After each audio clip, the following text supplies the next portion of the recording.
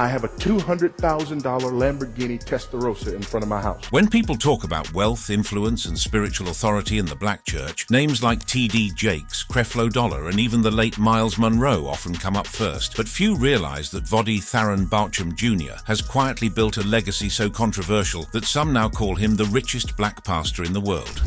From poverty to prosperity, the making of a ministry empire.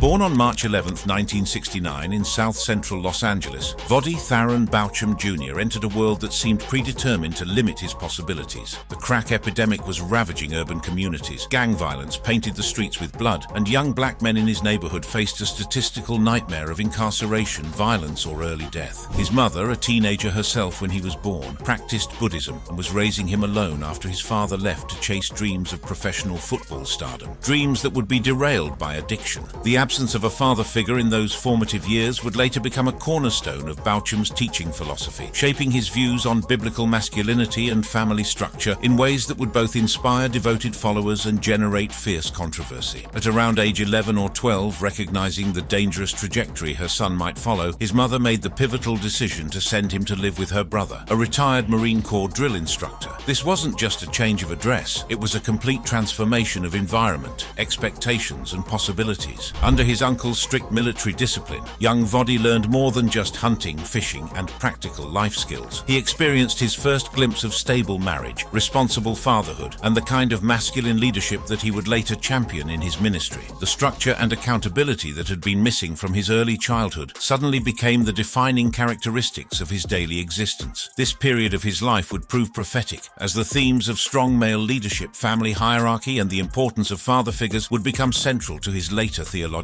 framework. But this was also where the roots of his resilience were formed. Baucham himself often recounted how it wasn't until 1987, while playing football as a tight end in college, that his life radically shifted. At New Mexico State University and later Rice University, he encountered Christianity in a way that would completely transform his future. But it was during this very season that the most significant transformation of Baucham's life would occur. November 13, 1987, became the date that would reshape not only his personal trajectory, but ultimately influence thousands of Christians around the world when a teammate named Steve Morgan began persistently sharing the gospel with him. For 2-3 weeks, Morgan patiently addressed Baucham's intellectual objections to Christianity through apologetics, engaging with his skepticism rather than dismissing it. The conversion wasn't emotional or mystical, it was intellectual and thorough. Baucham described his path to faith as unusual, sparked by these daily discussions that addressed his skepticism through apologetics over several weeks. This approach to faith, grounded in reason, evidence, and intellectual rigor, would become the hallmark of his later ministry. He wasn't interested in feel-good Christianity or prosperity promises. He was convinced by arguments, evidence, and the coherent worldview that Christianity offered. The ripple effects of this conversion were immediate and far-reaching. Within 6 months to a year, his mother embraced Christianity, and years later, Baucham would disciple his own father, fostering a relationship that lasted until his father's unexpected death in 2006 at age 55. The intellectual foundation of his faith would prove strong enough to transform not just his own life, but to reach backwards into his family's brokenness and forwards into his future ministry. In 1993, at the age of 24, Baucham founded Voddie Baucham Ministries, beginning what would become a decades-long career in itinerant preaching,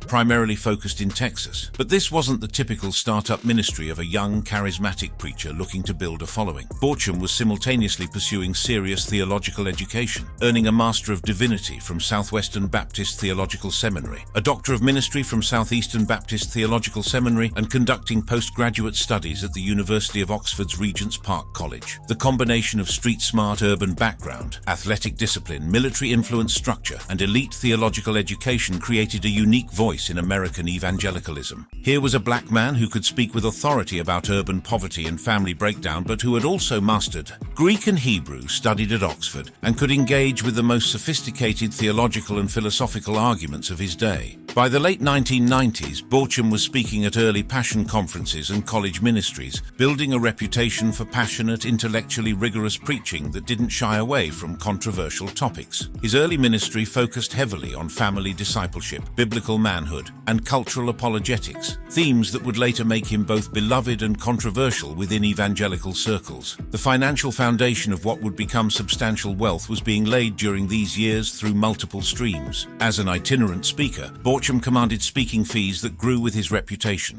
His academic credentials allowed him to serve as a visiting professor at institutions like Reformed Theological Seminary and Southeastern Baptist Theological Seminary. In 2004, he joined the Christian Studies faculty at Union University, adding a steady academic salary to his growing portfolio of income sources. But it was his association with key organizations that would prove most financially beneficial in the long term. His involvement with the Council on Biblical Manhood and Womanhood, the National Center for Family Integrated Churches, and particularly his position on Founders Ministries Advisory Board, connected him with networks of influence and opportunity that extended far beyond traditional pastoral roles. The transition from itinerant minister to senior pastor came in 2006 when Baucham planted Grace Family Baptist Church in Spring, Texas. This wasn't just another church plant. It was the practical implementation of his theological convictions about family-integrated worship, biblical patriarchy, and Reformed theology. The church became a laboratory for his ideas about how Christianity should be lived out in community, family, and individual life. During his tenure as pastor from 2006 to 2015, Baucham's influence expanded dramatically through his authorship. His books weren't merely devotional materials or shallow self-help guides disguised with biblical language. They were substantial works that addressed real cultural and theological issues with depth and conviction. The financial success of these books, published primarily through Crossway, created the first substantial pillar of Baucham's wealth. But more importantly, they established him as a thought leader whose influence extended far beyond any single congregation or denomination. He was becoming a brand, a trusted voice for conservative evangelicals seeking theological answers to cultural questions. But perhaps the most significant development during his Texas years was the viral spread of his sermons through online platforms. His content amassed millions of views on platforms like YouTube, creating a global audience that extended far beyond the physical boundaries of his local church. These weren't slick, professionally produced videos with high-end graphics and marketing budgets. They were often simple recordings of actual sermons, but the content was so compelling, so intellectually satisfying, and so culturally relevant that they spread organically through evangelical networks. The combination of book royalties, speaking fees, pastoral salary, and the growing influence of his media presence was creating wealth at a pace that few pastors experience. But Baucham wasn't building wealth through the traditional prosperity gospel methods of seed offerings, private jets,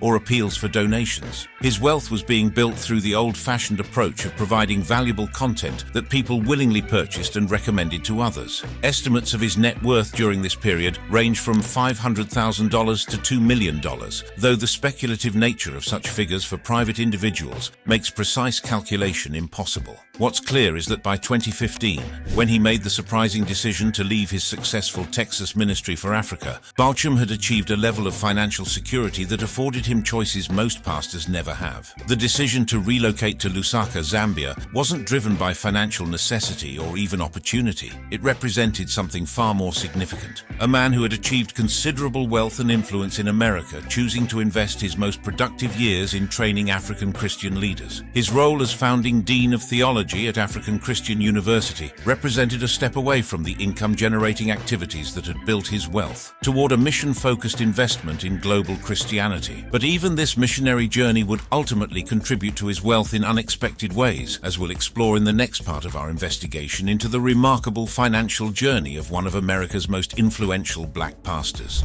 The Zambia years and the $1 million controversy.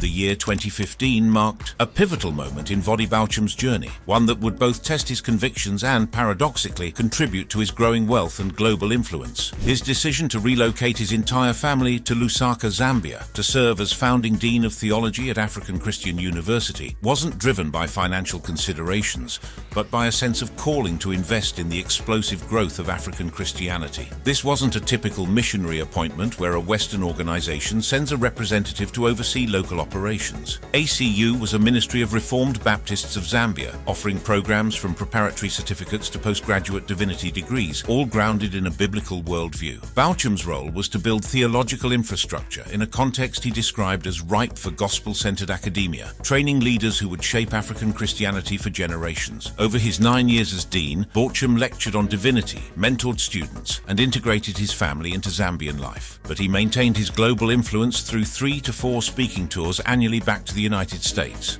appearances at major events like the G3 conference and the Gospel Coalition gatherings, and international venues where he addressed topics from family ministry to cultural warfare against secularism. The financial implications of this move were complex. While his base salary at ACU was likely modest compared to what he could have earned continuing his Texas ministry, the international speaking circuit proved highly lucrative. His reputation as a pastor theologian willing to sacrifice American comfort for African missions actually enhanced his credibility and speaking fees. Conference organizers and churches were willing to pay premium rates for someone who had demonstrated such radical commitment to his convictions. Moreover, his African experience provided rich material for his continued writing and speaking. In 2015, he published Expository Apologetics, teaching believers to defend faith through scripture amid postmodern challenges. The book's success demonstrated that his audience remained loyal despite his geographic relocation, and his perspective as a Western theologian working in Africa added unique credibility to his cultural commentary. But it was during these Zambian years that Baucham would write the book that would both dramatically increase his wealth and embroil him in the most significant controversy of his career. 2021's Fault Lines, the social justice movement and evangelicalism's looming catastrophe, became a New York Times bestseller, selling hundreds of thousands of copies and positioning Baucham as the leading evangelical voice against critical race theory and social justice movements. This wasn't a book that I wanted to write. It's a book that I felt like I had to write. I mean, I'm seeing this and it's driving me crazy. I've been talking about cultural Marxism, Gramscian neo-Marxism since, the early to mid 2000s. People looked at me like, what are you on about? What is all that, like I was just making stuff up, And now all of a sudden the enemy is at the gate. The timing of Fault Lines proved financially advantageous. Published in the midst of national conversations about race following George Floyd's death and the rise of Black Lives Matter, the book offered conservative evangelicals a theological framework for opposing social justice movements. The book's argument that CRT functioned as a religious movement with its own theological structure resonated powerfully with audiences seeking intellectual ammunition for cultural battles. Social justice is the ultimate Trojan horse term, where it seems to mean one good thing, as most people understand it. Social justice, a more fair and equal society, but actually means something else. That something else is very specific, and most people, if they knew what they were encountering, would be unlikely to accept it.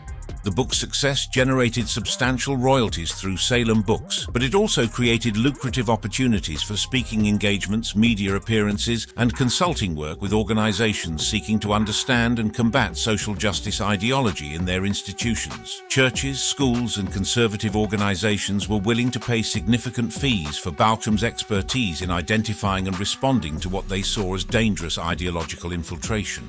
However, the book's success came with a price. In July 2021, accusations of plagiarism emerged, with critics like Joel McDermott alleging that Baucham had fabricated quotes from critical race theory scholar Richard Delgado and plagiarized passages from James Lindsay's cynical theories without proper attribution. Neil Shenvi's analysis highlighted both fabrication and unintentional plagiarism, noting Baucham's explicit debt to Lindsay but critiquing inadequate citations. Baucham responded in an August 2021 podcast with Founders Ministries, denying intentional misconduct and explaining the issues as stylistic choices, such as not using block quotes for paraphrases. His publisher, Salem Books, defended the book, stating the accusations were not well-founded and that similarities stemmed from common sources in CRT critiques. While the controversy didn't halt the book's commercial success, it highlighted the intense scrutiny that accompanied Baucham's growing influence and wealth. Some in Reformed communities called for Baucham's disqualification from leadership roles, while others defended him as the victim of unfair attacks by ideological opponents. But the plagiarism allegations would pale in comparison to the financial controversy that erupted in 2021, one that would raise fundamental questions about transparency, accountability, and the intersection of ministry and money in contemporary evangelicalism. In February 2021, during a United States speaking trip, Baucham was diagnosed with advanced heart failure at Mayo Clinic in Jacksonville, Florida. The symptoms, severe fatigue and fluid retention, had initially been attributed to travel and mask wearing, but doctors revealed he was within an hour or so of death without immediate intervention. A GoFundMe campaign organized by Tom Askell of Founders Ministries was established to cover medical expenses for Baucham and his family, who were uninsured at the time. The campaign, titled Voddie Baucham's Medical Expense Fund, quickly gained traction among supporters in evangelical circles, with the initial goal being raised to $1 million on February 14, 2021, after consultations with medical experts estimated treatment costs at that level. The response was extraordinary, reflecting the breadth and depth of Baucham's influence. The fundraiser surpassed expectations, raising $1,439,448 from thousands of donors before it was closed on March 17, 2021. This wasn't just financial support. It was a demonstration of the loyalty and affection that Baucham had earned through decades of faithful ministry. Baucham underwent treatment in the United States, including quadruple bypass surgery and care for severe arrhythmias at the Mayo Clinic in Florida. The successful treatment allowed him to recover and continue his ministry work, including completing fault lines and maintaining his speaking schedule, though it left him with ongoing vulnerabilities that would influence his later decision to return to the United States. However, the GoFundMe success would later become a source of controversy that would follow Baucham until his death. In May 2025, Josh Buis, then president of G3 Ministries, anonymously alleged via email to investigative outlets that the campaign was deceitful, claiming the heart surgery would cost no more than $300,000 for a cash patient, and questioning the fate of the remaining approximately $1.1 million. The allegation was part of a broader scandal involving Buis, who had been using fake accounts to slander various Christian leaders, including accusations of plagiarism against Baucham's fault lines. Buis later recanted these claims in a public statement released by G3 on May 19, 2025, describing them as unsubstantiated, sinful, and driven by an unrighteous, critical spirit. Despite the recantation, questions about financial transparency persisted. Investigative reports, particularly from the Roy's report, repeatedly requested documentation from Baucham and Askell on the fund's allocation, but received no responses. Julie Roy's emphasized that GoFundMe's policies require funds to be used for the stated purpose, medical expenses, and that donors deserve accountability. By 2022, Baucham received the Boniface Award from the Association of Classical Christian Schools for defending Christian truth with grace, underscoring his stature in classical education advocacy. He contributed to films like American Gospel, 2019, on Netflix, broadening his apologetic reach and creating additional revenue streams through media appearances and royalties. The Zambian years also saw the expansion of his digital presence and global influence. His X account at Voddie Baucham grew to over 75,000 followers by 2025, while his content often went viral on platforms like YouTube, creating opportunities for monetization through advertising revenue, merchandise sales, and promotional partnerships. By 2024, after publishing It's Not Like Being Black, which equated LGBTQ+ rights movements to civil rights hijacking, Baucham made the decision to relocate back to the United States. The move was attributed to family needs and health considerations, but it also positioned him for the next phase of his career and wealth accumulation. In November 2024, he announced plans to return to the US, requesting prayers for the sale of his Lusaka home, which had been equipped with amenities like a home gym that reflected his comfortable lifestyle even during his missionary years. The property's value and sale details were not disclosed, but it represented another asset in Baucham's growing portfolio. Estimates of Baucham's net worth by the end of his Zambian years ranged from $1 to $2 million, according to various sources, though the speculative nature of such figures and his private financial management made precise calculation impossible. What was clear was that his decade in Africa had not diminished his wealth, but had actually enhanced it through the unique credibility and content that his missionary experience provided. Return to America and the final chapter. January 2025 marked what appeared to be the culmination of Voddie Baucham's remarkable journey, his appointment as founding president and faculty member at Founders Seminary in Cape Coral, Florida. After 9 years of investment in African Christian education, Baucham was returning to American soil not as a refugee from foreign missions, but as a seasoned leader ready to shape the next generation of Reformed Baptist pastors, with what Founders Ministries described as strong minds, warm hearts, and steel spines. The financial implications of this appointment were substantial. As founding president of a seminary backed by Founders Ministries, an organization where Tom Askell served as president and which had demonstrated its fundraising capabilities through the GoFundMe success, Baucham was positioned to earn a significant salary while building an educational institution that could generate revenue for decades. Seminary presidencies at established institutions often come with compensation packages in the multiple six figures, including housing allowances, speaking fee permissions, book royalty arrangements, and retirement benefits. For a founding president with Baucham's credentials and reputation, the financial package would likely have been even more attractive, designed to attract and retain someone of his caliber. Moreover, the seminary position provided a platform for continued book writing,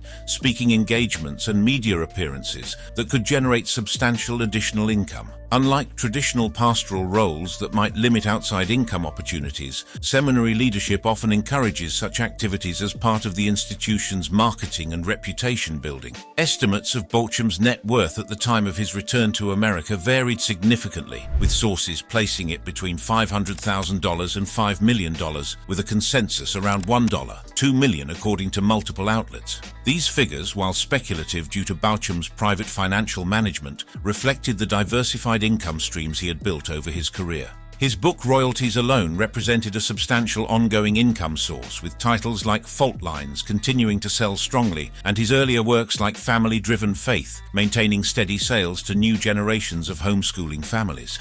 The success of Fault Lines as a New York Times bestseller had established him as a go-to author for conservative evangelical publishers, virtually guaranteeing strong advances and marketing support for future works. His speaking fees had also increased substantially over the years. Conference organizers and churches were willing to pay premium rates for someone with Baucham's combination of theological credentials, missionary experience, and cultural relevance. The ability to book speaking engagements months or years in advance provided predictable income that supplemented his salary and other revenue sources. Digital content monetization had become another significant revenue stream, with his sermons amassing millions of views on platforms like YouTube. While the exact monetization details were private, creators with his level of viewership and engagement typically generate substantial advertising revenue, particularly in niche markets like conservative Christianity, where advertisers pay premium rates to reach engaged audiences. The establishment of Voddie Baucham Ministries as a 501c3 non-profit with reported assets over $50,000 and revenue around $100,000 in recent filings provided another vehicle for managing and directing his financial resources.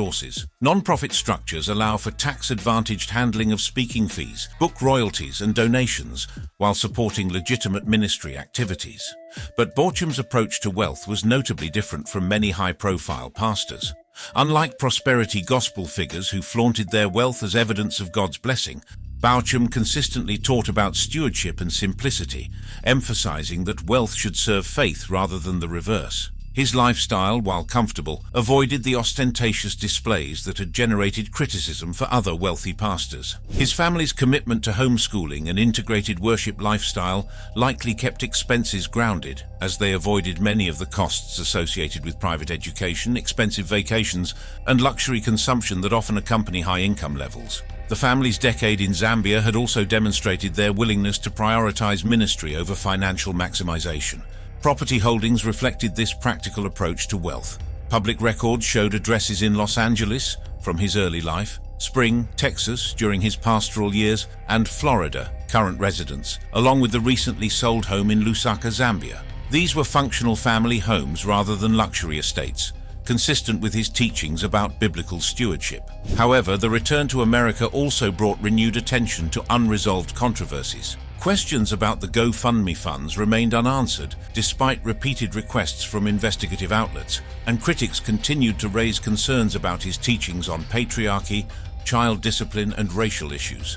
Testimonies from individuals who had grown up under Baucham's teachings painted a complex picture of long-term effects, with some reporting PTSD, family estrangement, and spiritual trauma. While supporters dismissed these as isolated cases or misapplications of biblical truth, the pattern of concerns raised questions about the broader impact of his teachings on vulnerable individuals. In what would prove to be prophetic timing, Baucham had recently posted tributes following the death of conservative activist Charlie Kirk on September 10, 2025. In his final public messages, he had written about Kirk, "You might kill the messenger, but you can never kill the message." These posts would resurface after his own death, adding poignancy to his final public communications about ongoing cultural and spiritual battles. But perhaps most remarkably, Baucham seemed to have an unusual awareness of his own mortality. I'm going to hear a rumor one day that Voddie Baucham is no more. Don't you believe it? Don't you believe it? Don't you believe it? Because though I die, I will rise with Christ. It will not be the end of me, because Christ is raised, and I too will be raised with Christ. On September 25, 2025, at the age of 56, Voddie Baucham Jr. passed away following an emergency medical incident. The announcement from Founders Ministries emphasized his faith journey, framing his death as a victorious entry into eternal life. We are saddened to inform friends that our dear brother, Voddie Baucham Jr., has left the land of the dying and entered the land of the living. While the announcement specified an emergency medical incident, speculation linked it to his documented history of heart failure from 2021. No official confirmation tied the two events, and detailed medical information was not released, respecting family privacy amid widespread mourning. The immediate aftermath of Baucham's death revealed the true scope of his influence and the financial empire he had built. Tributes poured in from pastors, musicians, and followers across social media platforms, often quoting scripture like Psalm 116:15, and celebrating his theological contributions. The volume and intensity of responses demonstrated the loyalty he had earned and the market value of that loyalty. His approach to wealth accumulation was notably different from prosperity gospel methods. Rather than soliciting donations through emotional appeals or promises of divine blessing, Baucham built wealth through providing valuable intellectual content that audiences willingly purchased. His books, speaking engagements, and educational contributions generated income because they met genuine market demand for thoughtful, conservative Christian content. The timing of his death also had financial implications. At 56, Baucham was arguably at the peak of his earning potential, with decades of potential income from speaking, writing, and teaching ahead of him. His death represented not just personal and ministerial loss, but substantial economic opportunity cost for his family and associated institutions. As tributes continued to pour in, celebrating his contributions to theology, family ministry, and cultural apologetics, it became clear that Baucham had achieved something rare in contemporary Christianity. He had built substantial wealth while maintaining credibility as a serious theologian and committed pastor. Whether that wealth was built ethically and managed transparently remained a subject of debate, but its existence was undeniable. Click on one of the cards on your screen to see more videos like this.